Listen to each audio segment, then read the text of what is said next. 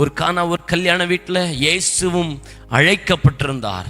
அவர் அழைக்கப்பட்டிருந்ததுனால அந்த இடத்துல அவர் பிரசன்னமாயிருந்தார்.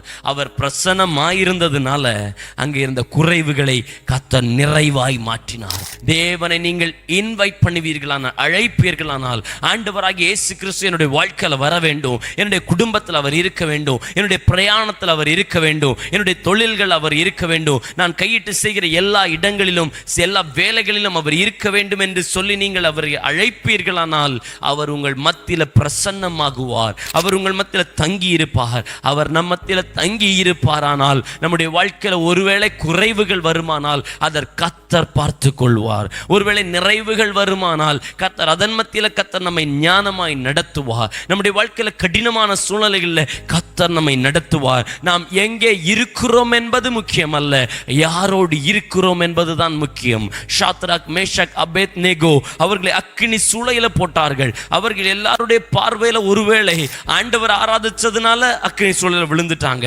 தேவனை நம்பினதுனால இவ்வளவுத்தை இழந்துட்டாங்க, தேவனை சார்ந்திருந்ததுனால இவர்களுக்கு நன்மை வரல, இவருடைய நன்மை நம்பிக்கை என்ன ஆயிற்று, இவருடைய ஜபங்கள் வீணாயிற்று, தேவன் மேல வைத்திருந்த வைராக்கியம் வீணாயிற்று என்று மற்றவருடைய பார்வையில இருக்கலாம். ஆனால் அவர்கள் அக்கினி சூளையில இருந்தாலும் தேவன் அவர்களோடு கூட இருந்ததுனால அவர்களுக்கு வனாந்தரம் கூட வயல்வெளியாய், அக்கினி சூளை கூட பரலோகம் போல கர்த்தர் மாற்றினார்.